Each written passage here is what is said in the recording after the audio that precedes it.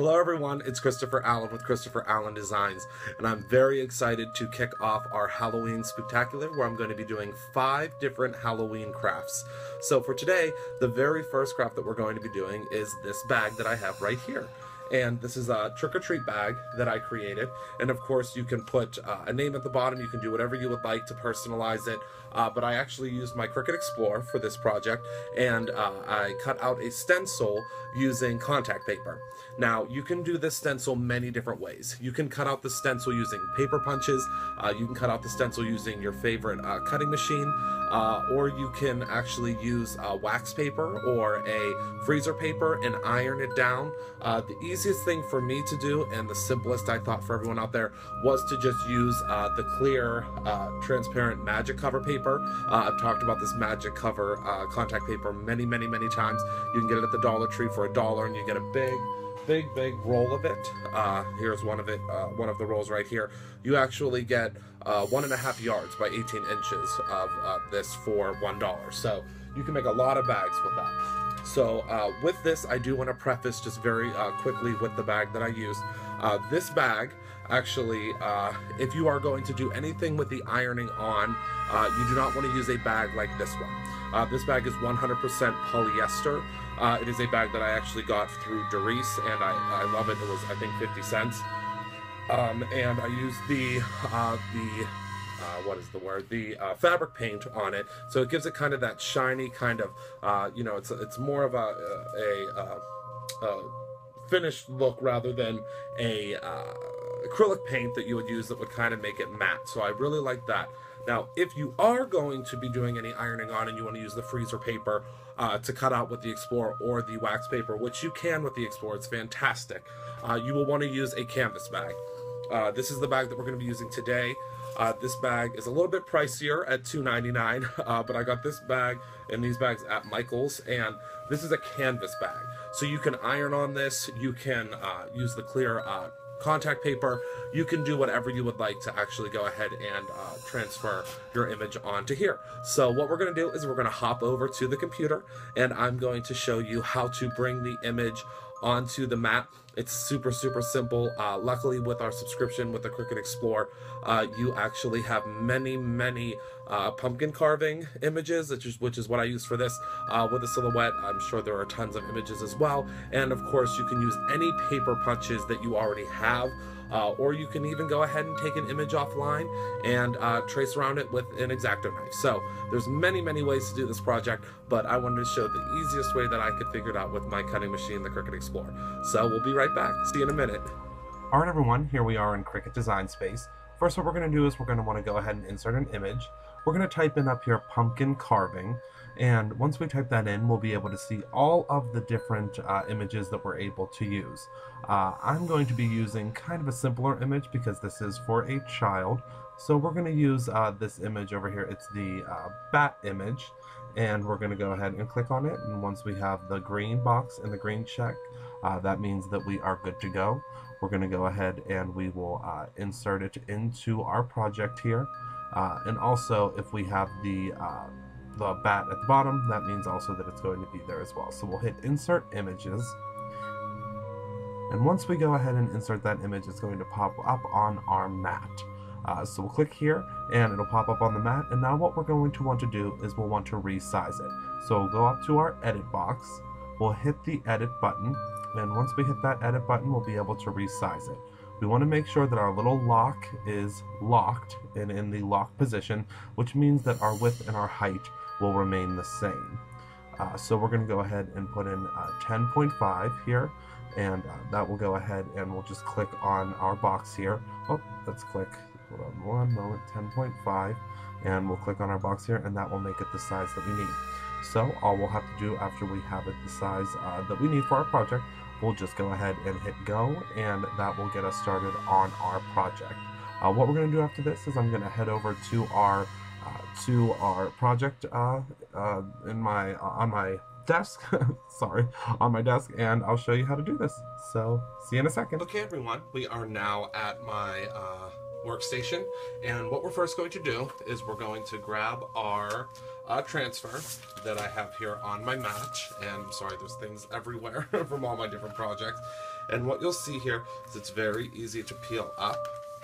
You're just going to pull up on your image here, and the backing of this transfer paper is actually the same stick-resistant backing that you would have on the front side, so it's very, very easy to peel up.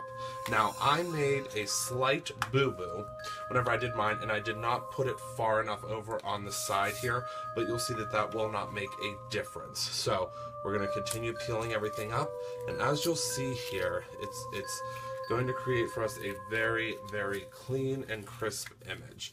So we're just going to keep peeling up all the way around and make sure, and I'm trying to do this as delicately as I can, but obviously normally when I'm doing this project I would be right over top of it, but I am not here. So we're just peeling this up.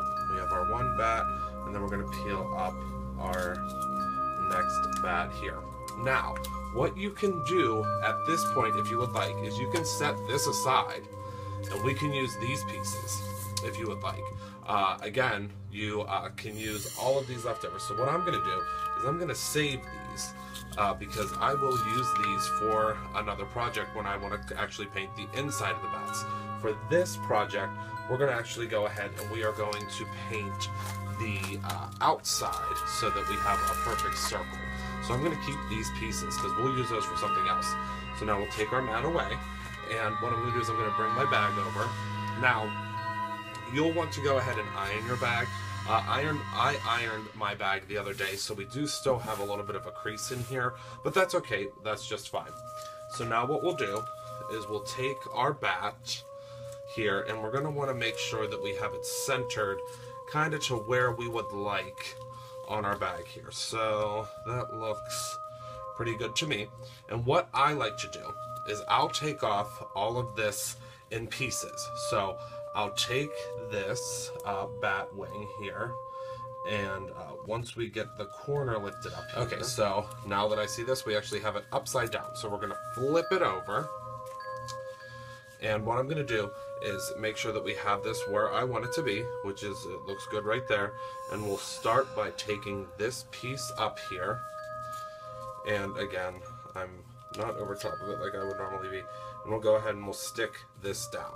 Okay, so that's our first little edge that we want to start sticking down, and then the rest of everything will stick very easily with it. So we're just going to continue to push down as we go around the whole piece. Now what I'll do here is I'm just going to rip that backing paper so that I can start around this circle. So we'll bring up as much as we want from the circle, and all we're going to do is we're just going to let this paper be our guide.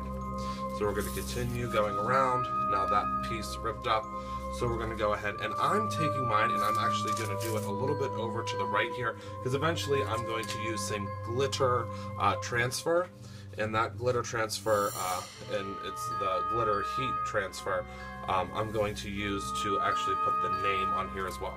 So I'm going to have a little bit of room on the one side. So all we're going to do is we're going to continue going around.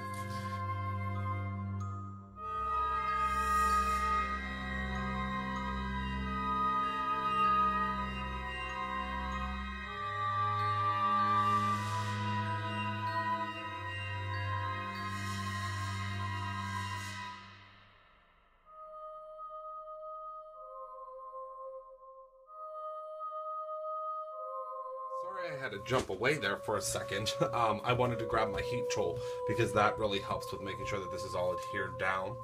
Obviously this is a cheaper contact paper because it's from the dollar store, so we want to make sure that that's down very well. So we're going to go ahead, take our heat tool, and we're going to kind of just go over top of this a little bit, and that will really adhere it down to our piece. And I'm not sure if you can see what's happening here, but it's really the heat, just a little bit of heat is really making that adhere down a lot better for us. And that's because this is a canvas bag. Again, if you're using the 100% polyester bag, then it's going to stay down a little bit better for us. But we just want to make sure that that's really down well. And you just want to hit it very gently because this is going to really make that adhere down and kind of glue to our piece here. So we're just going to hit it very gently. Make sure that all these pieces are down. Everything's glued down well.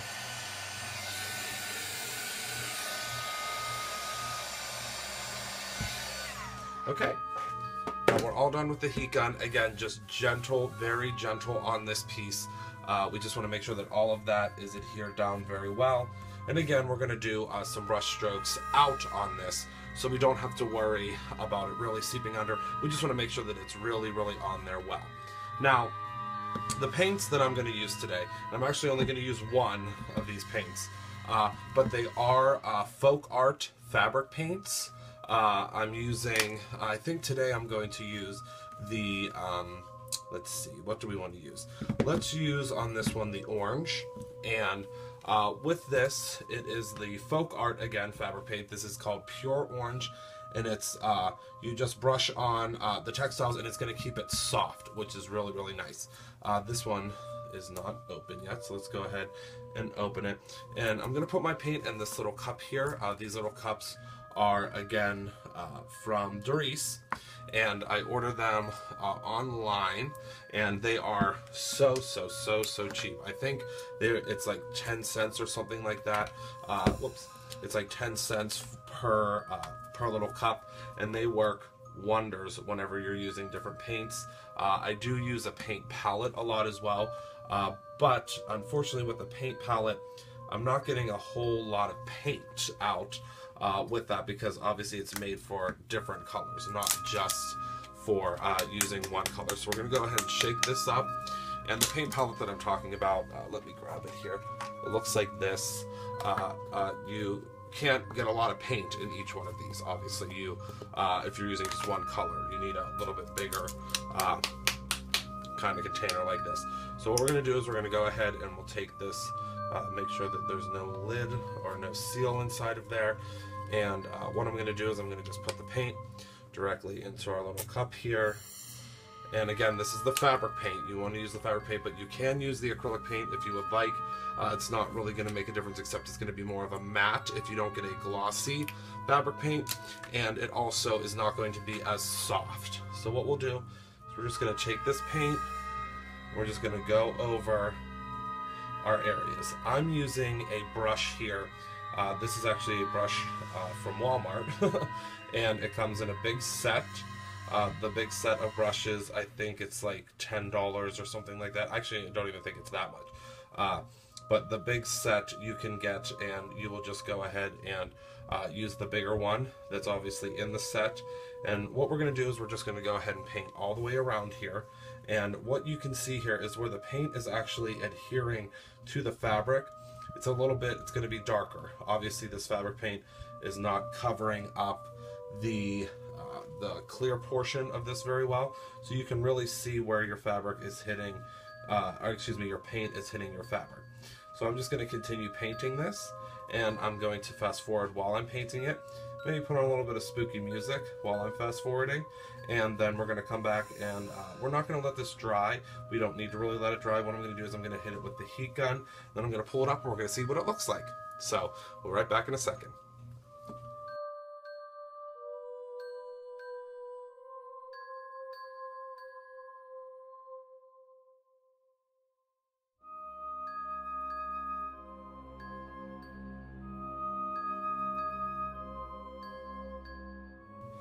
Alright everyone, and we're back.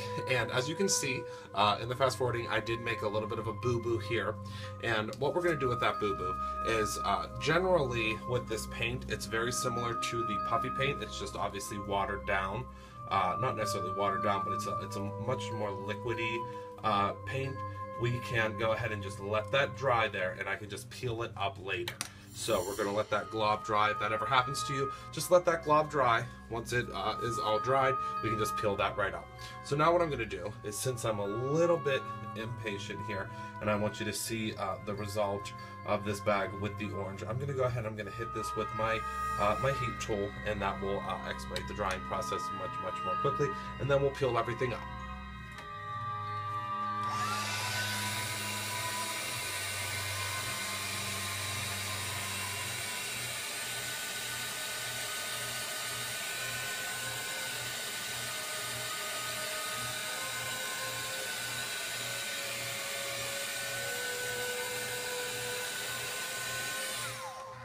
Okay, so I hit that with my heat tool. Now we're going to pull this up. Now on the bottle, it does say that you, once you let this set for air dry for 24 hours, you're going to want to let it air dry for 24 hours, and then you can heat set it with an iron with no steam, and you can wash it with cool water after 72 hours. So it's a good paint to use here when you're doing anything with fabric. So now what we're going to do is we're going to go ahead and we're going to peel this up here. Okay, and it looks like a little bit, in a couple of little areas, we have a little bit of seepage underneath. But of course, you can go ahead and you can fix that ear with a little bit of white paint, you know, on this area here. Just because I did not have that down, you know, well enough on that area. But we'll go ahead and we'll hit it with our heat tool again.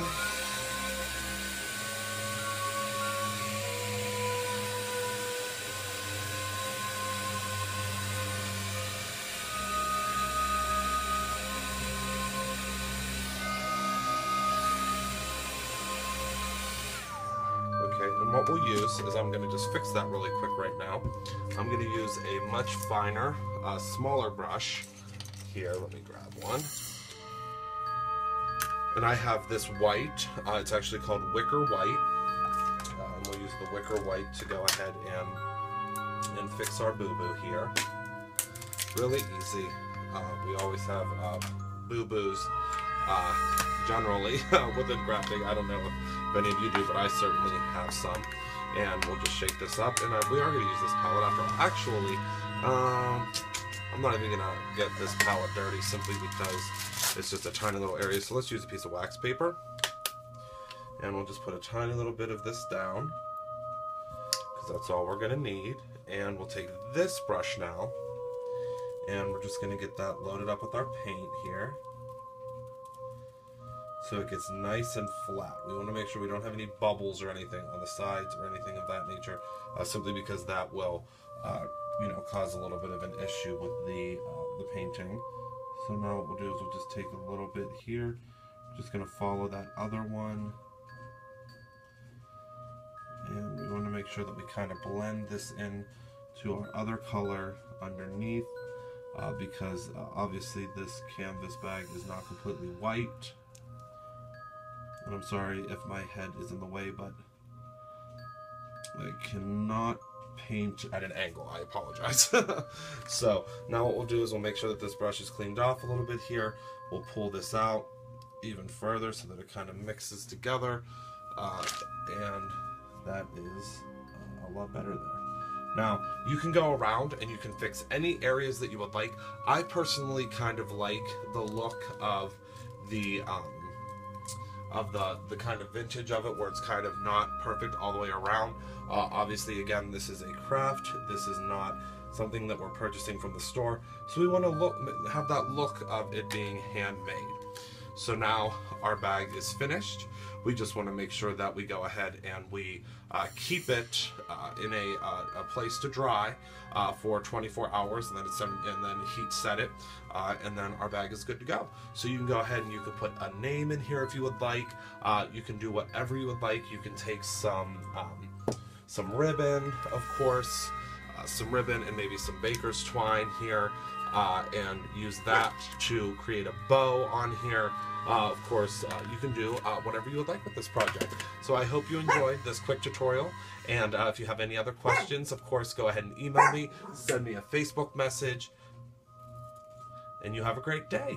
Thank you. Bye-bye.